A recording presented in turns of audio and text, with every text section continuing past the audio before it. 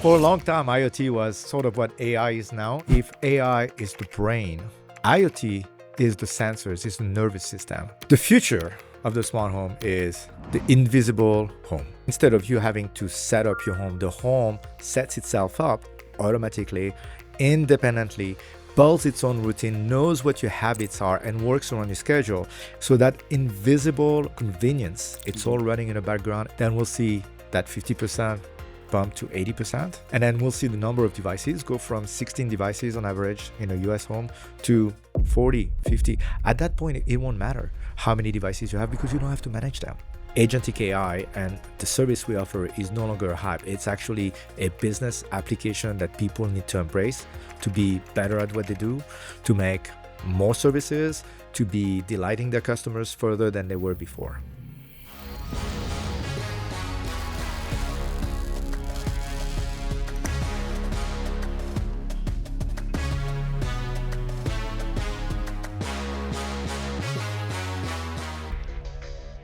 Welcome to Forging the Future, and I'm here today in Las Vegas for the Consumer Electronics Show, and I'm sitting down with Olivier Bernard from Amazon. Welcome to the show. Thank you very much for having me. And your title, tell me your title. I'm an IoT specialist, and I lead the market strategy for consumer electronics and smart home devices for AWS IoT.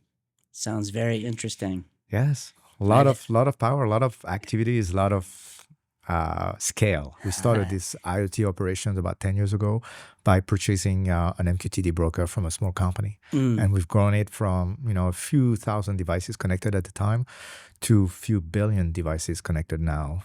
And a lot of people have gone into that space and a lot of people have gone out of the space. I mean, why do you think that is? Amazon's still in there? Yeah, for a long time, IoT was sort of what AI is now. It was this new frontiers, new services, new abilities. People were like, everybody's going to have an IoT device in their home. Consumers are used to it because they have phones. Cell phones are IoT devices. Cars are now becoming IoT devices. So there was a lot of expectation that the next wave of telecommunication and data management was coming from IoT. And it happened, but it didn't happen quite as fast and at the same scales as was expected from the people who were launching the services. So very early on with machine to machine, a lot of people created platform, a lot of people created connectivity.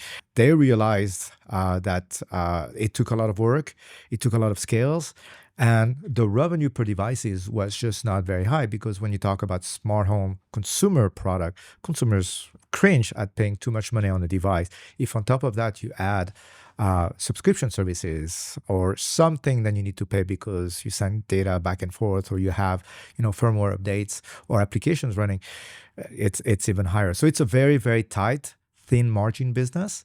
The first people who were let go from that market are the people who had no other synergies. And so I speak from experience. I was working before AWS at ARM, and we saw some sort of correlations between all of the MCUs and MPUs that we're shipping with IoT. And we're shipping billions of devices into IoT. So we're like, we should have a platform.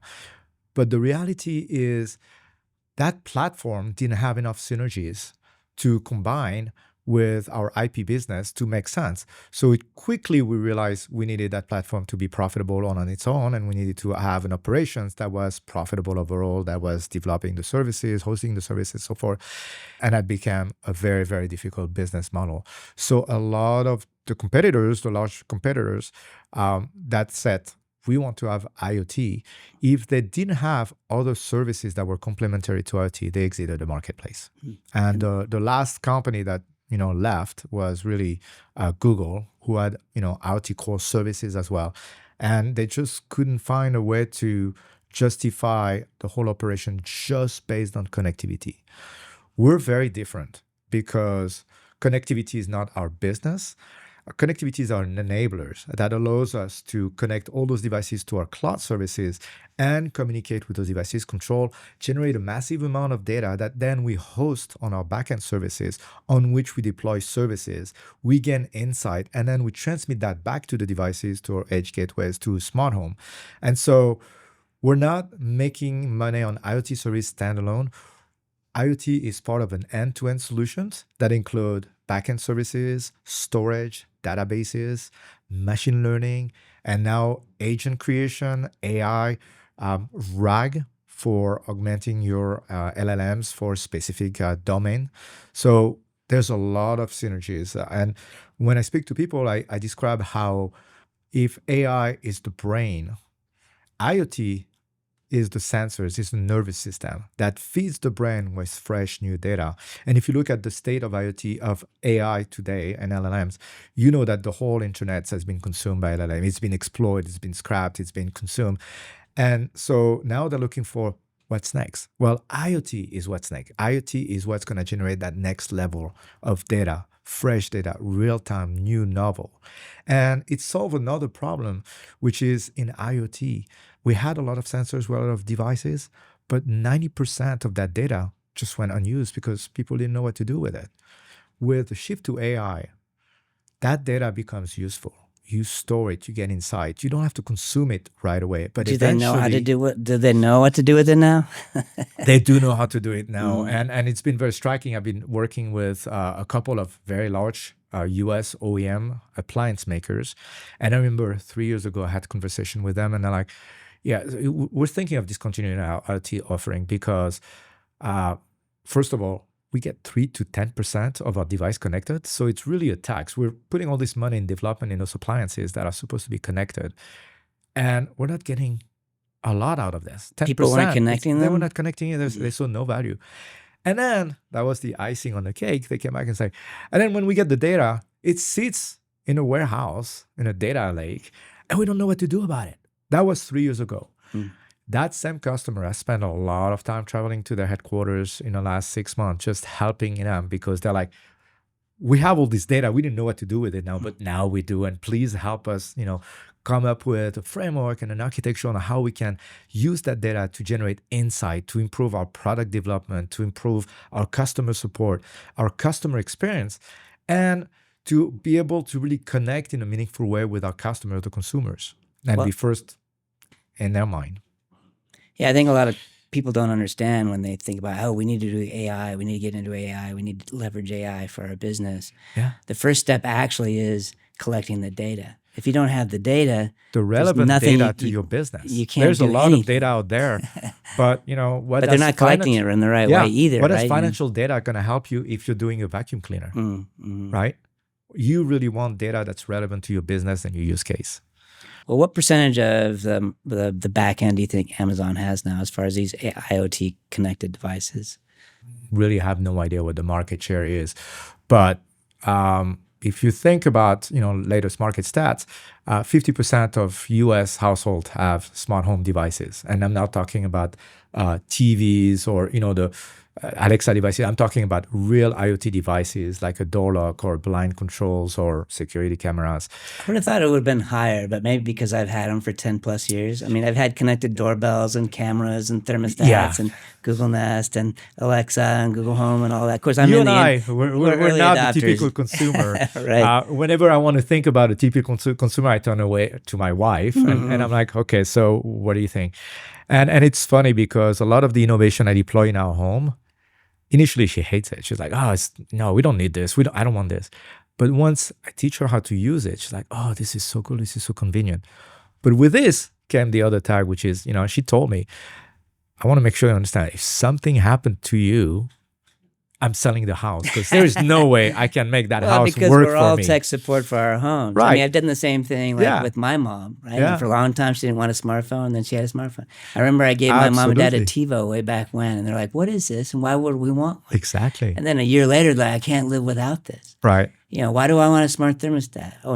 You mean I can change the thermostat from my couch where I'm sitting here watching TV or whatever? Or you can actually say, Alexa, raise the temperature. Yeah. Be done with it. But there's a long ways to go. And part of the problem, I think, in the industry is things are still too complex. If they don't have somebody like us, they don't know how to actually... I get frustrated sometimes trying to set stuff up. So do I. And I know a lot, right? And so it's not quite still at a level of plug and play. It's not. It's not. And as a matter of fact, it's fair to say we've reached a smart home plateau because now there's a lot of devices, but that means there is a lot of brands. There is a lot of interoperability issues. There's a lot of apps you need to download. And so people have some fatigue of like, wow, if I get new devices and this one is the best one now, I need to download a new app. I need to onboard a new ecosystem.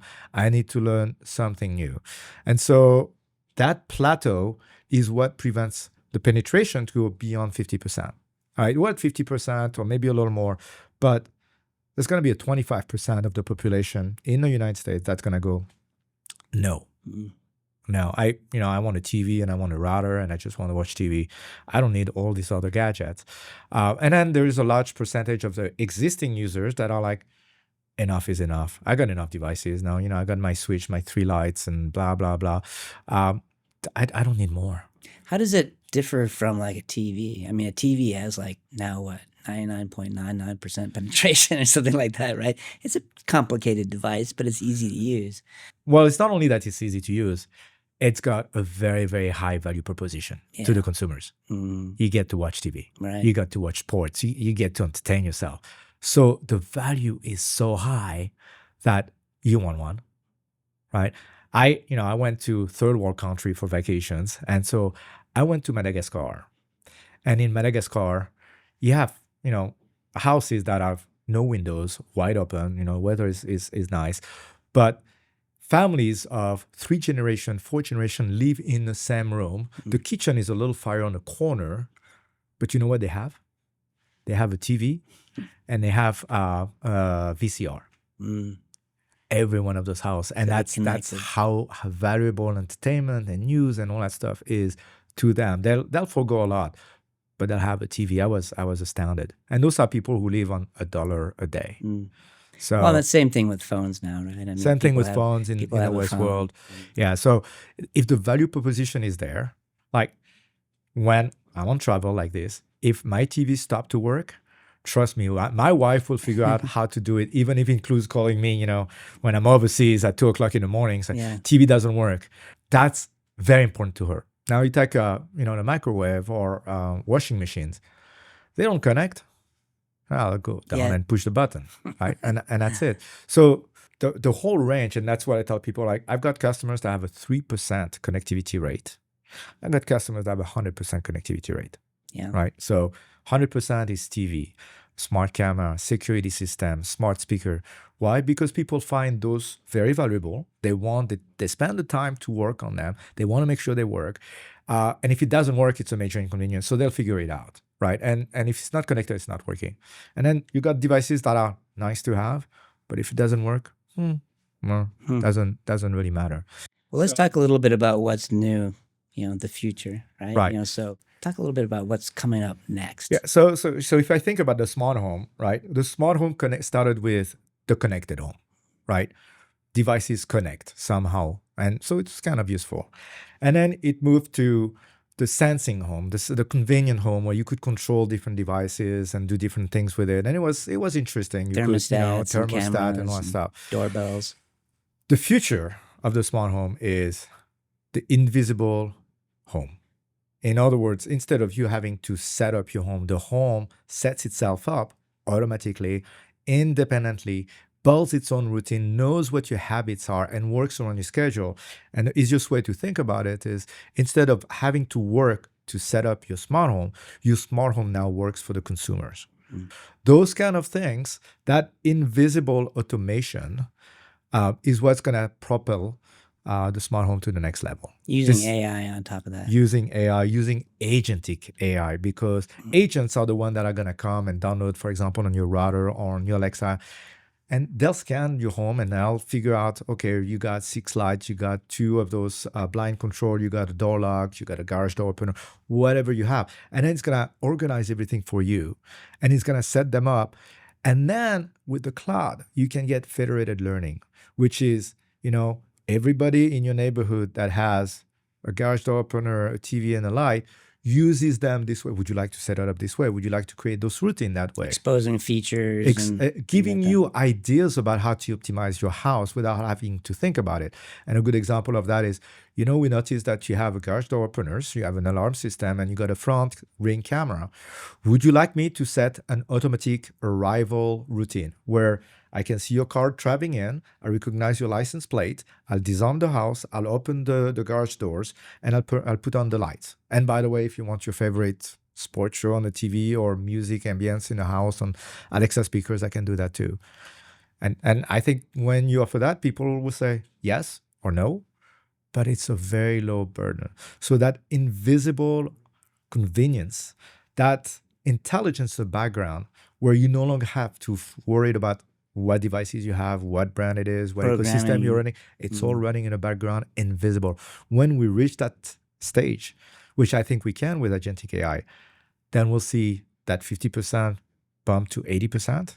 And then we'll see the number of devices go from 16 devices on average in a US home to 40, 50. At that point, it won't matter how many devices you have because you don't have to manage them.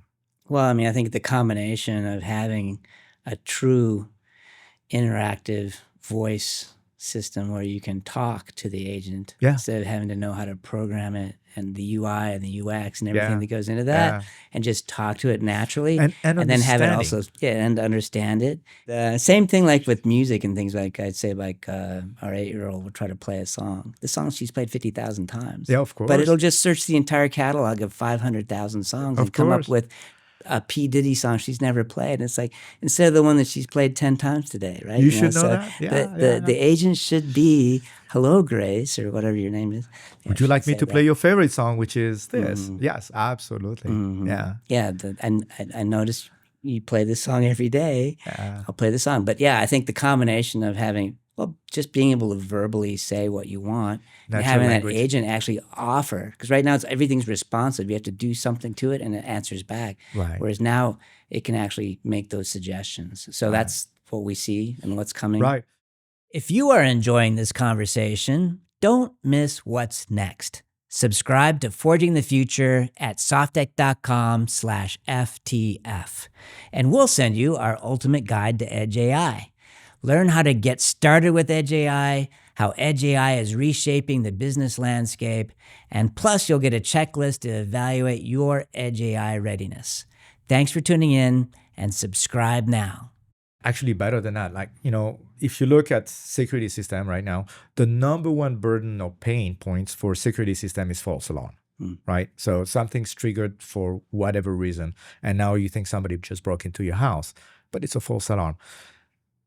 Agents should be able to monitor the house and look at, Wi-Fi sensing or wrenching or whatever and say, the trigger probably malfunctioned because there is nobody in the house. There is no activities, right? Big pain points removed. Now the number of false alarm will go down. There's a lot of use cases where your home should be thinking for yourself, not the other way around, right? So if somebody comes and sneaks in the house at 2:00 in the morning, well, your house should know whether it's your teenagers that said he would be back at 12 and is now sneaking in, or is it a burglar? Exactly. One of them you're not too worried about. The other one, you want to know, right? Face recognition, things like that. Yeah, so there's a lot of peace of mind applications that people can monetize. Can they have an agent for my fire alarms that always want to start beeping low battery at 2:00 in the morning? Every 30 seconds. And then you look around the house, you can't tell which one it actually is. Oh, I know. And, it's just, it's impossible. I think that there's a sadistic streak in the firmware developers of smoke alarms, right? So it's like, I only need like one warning, then you can shut up for the rest of the day, right? And the worst part with smoke alarm is they're all connected. At least in California, by law, they have to be connected.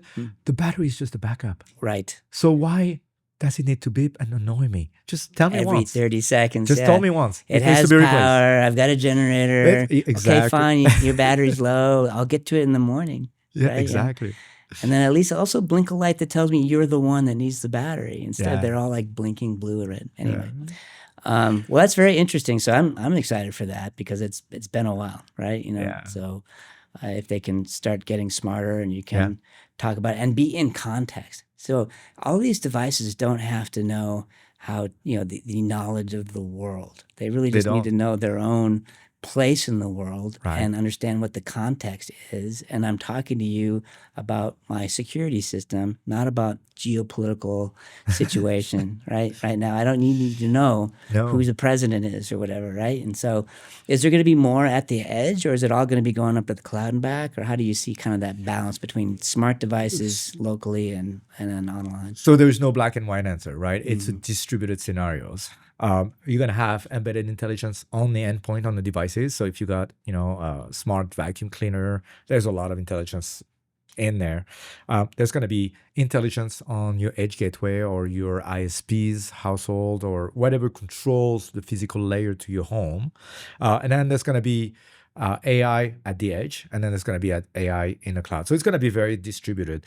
The compromises between where you want different intelligence to sit is based on latency, privacy, and capacity. And by capacity, I mean, you cannot run a full LLMs on a small gateway at home. Not yet. But you can run a small compressed LLM that has been trimmed on this. That's good enough to do most of the stuff. Latency is important. Privacy is important. You don't want all of your data to go to the cloud. Some people definitely want. And then there's regulation, GDPR or Cybertrust or CRA. So there's a lot of reasons where, you want all your data to stay home, right, within the home. And I think the consumers are more adaptive of those kind of principles. If you tell them you're going to get all the beauty and convenience of AI, but nothing's going to get breached, nothing's going to be sent out. I know, I was at ARM and a lot of the engineers at ARM like, yeah, I got Alexa, but I turned the microphone and the camera off. And I'm like, how do you use Alexa then? Oh, we just play music. then just get a speaker. Right. It's like, and Well, so you can the do reason something. they were doing this is I don't want Alexa to know when I'm talking to, my wife, or, I don't want that. I'm like, but it doesn't record and doesn't send it. But the perception is here, right? It's like, it's always listening to me.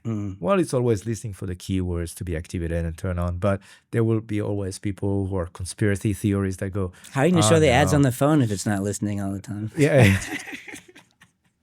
That's part of it, yeah. Or Well, yeah, how if do you you can do not know face where det- you are all the time, right? Exactly. If you could do face detection locally, right? Yeah. Or in some situations, like you said, well, especially if it was a hospital situation, you don't want to have you want to actually blur the face and not Right. store the face, and you don't Right, need to right. have that information.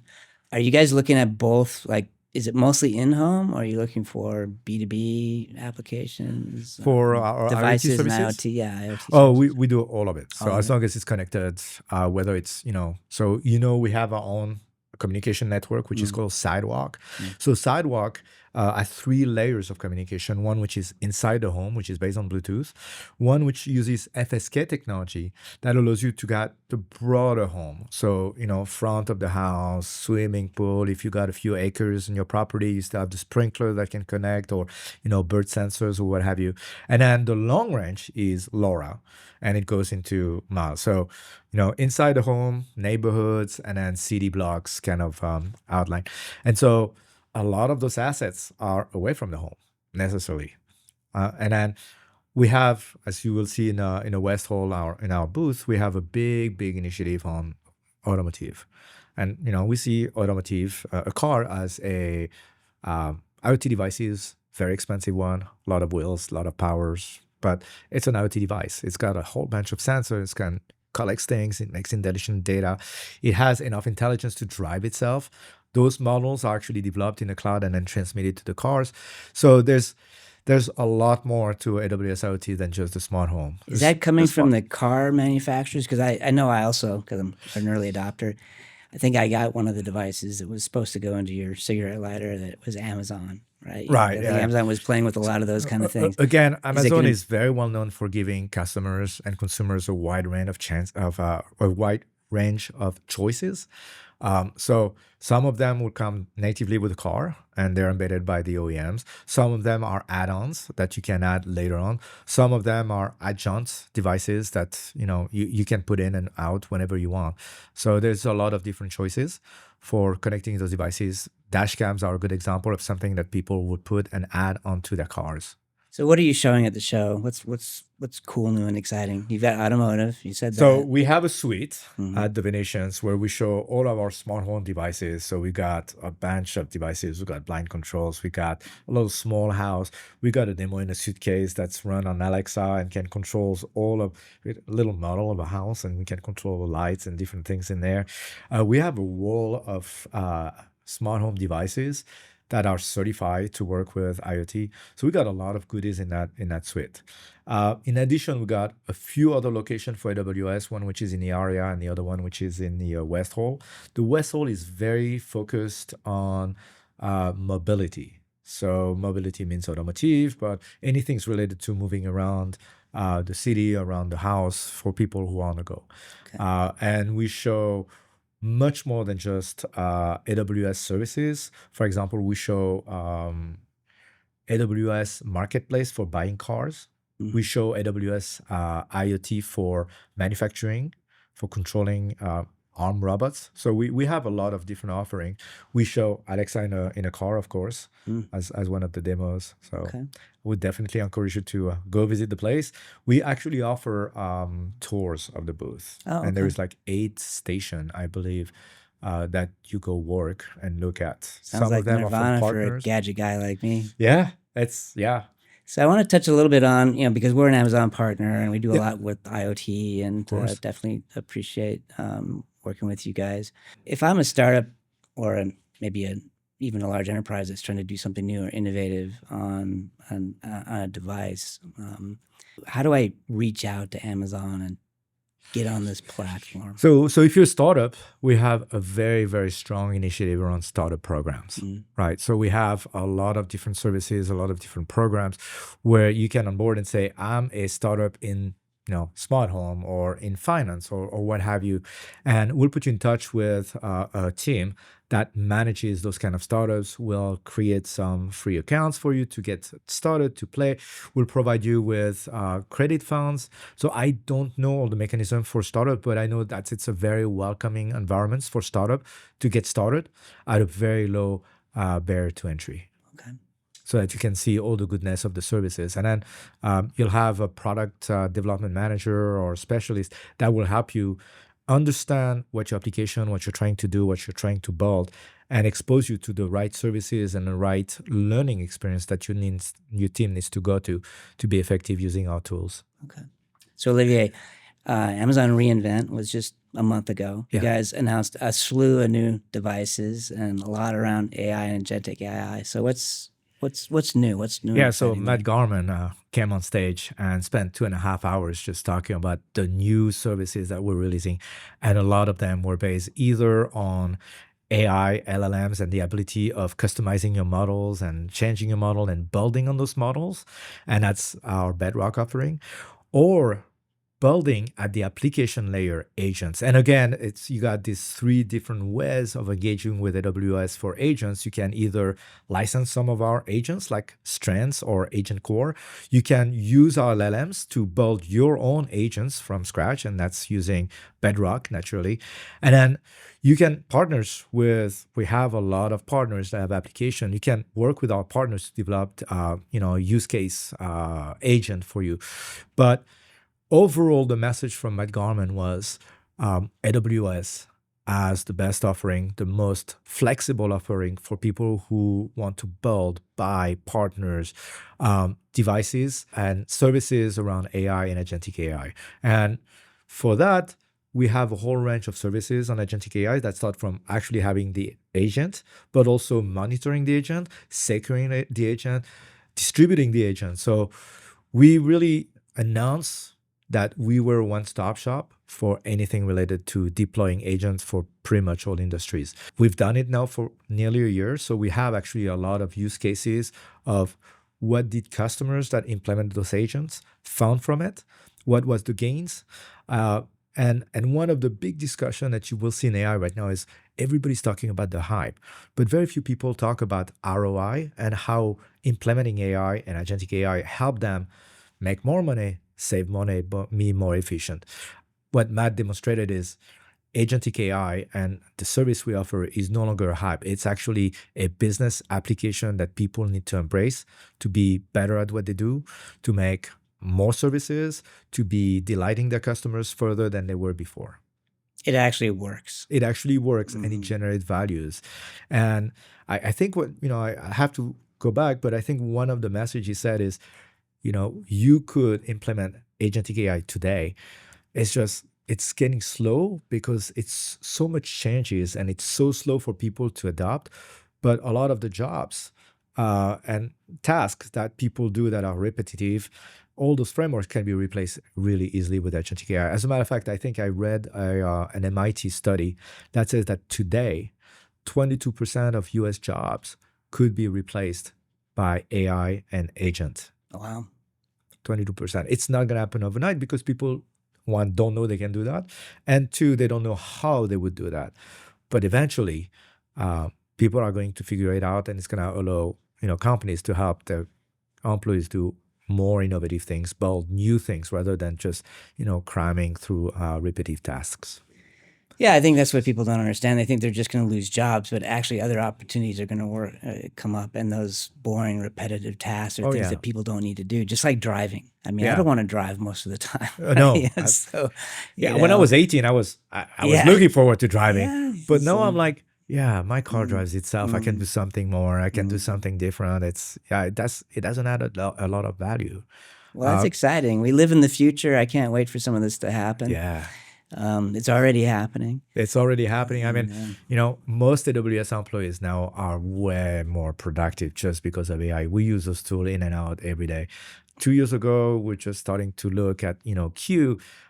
Today, I'm on our internal devices and sites for AI at least 4 or 5 times a day, minimum. Yeah. Minimum. Yeah, it's just different tools. It's like Different using a word tools, processor instead of writing it out by hand. Exactly. So It's you're not going to keep writing by hand. It's interesting. Well, thanks for coming on the show. Very good. Thank you so much for having me. It was a wonderful conversation. I enjoyed it. If you found this conversation useful, make sure to like and subscribe to Forging the Future wherever you listen. Join the 40,000 plus subscribers to our monthly newsletter, Edge of Tech, for more insights at the intersection of technology and innovation. And if you want to stay connected between episodes, follow SoftTech and Forging the Future on LinkedIn for clips, insights, and behind-the-scenes conversations. Check the show notes for all these links. Keep forging the future, and we'll see you next time.